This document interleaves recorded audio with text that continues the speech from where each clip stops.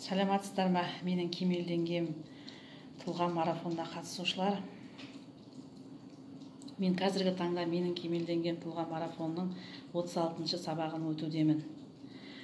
Енді маған бұл сабақтарды қарау, яғни оң нәтижесін берді. Себебі өзімнің бойымда көптеген өзгерістер бола бастағанын байқадым. Себебі ағайдың әр айтқан нәрсесін бірге бір жасап отырдым. Әр сабақтан кейін міндетті түрде медитация жасап отырдым.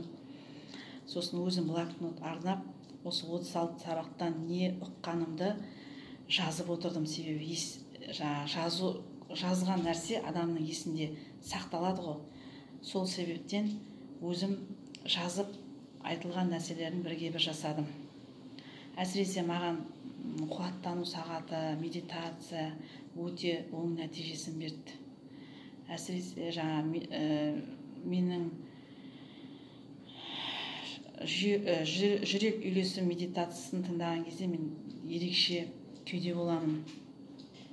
Соны қайта-қайта тыңдай беремін. Әсіресе таңертеңгі уақытта тыңдаймын, сосын кешкі мезгілде тыңдаймын.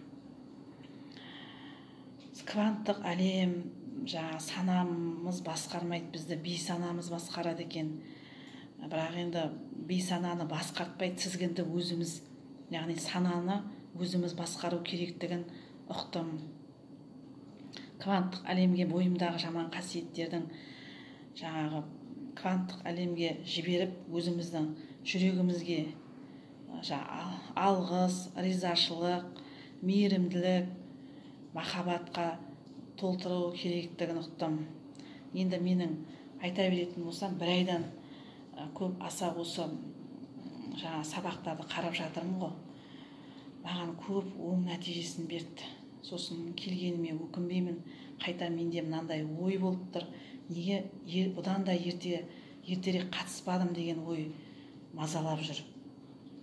Енді бірақ өкінбеймін, қазіргі таңда көптеген оң нәтижесін беруде. Альфа күйде болу керектігіміз, сосын видеоларды көп қарай берем, осы сәтпен өмір сүр деген. Бұрынғы нәрселерімізді қайта-қайта есімізге түсіреміз ғой. Сол нәрсе адамға дұрыс нәтиже бермейтіндігін ұқтым. Тек осы сәтпен қазіргі таңда өзімнің алдыма мақсат қойдым. Осы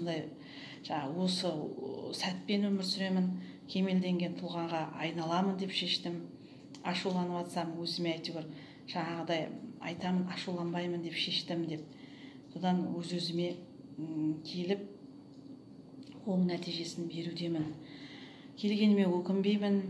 Ағай, сізге алғысым шексіз. Қазақ ұлтына жұмыс жасап жатырсыңыз. Сізге шығармашылық табыс тілеймін. Алла разы болсын. Ләззат апайыма да алғысым шексіз.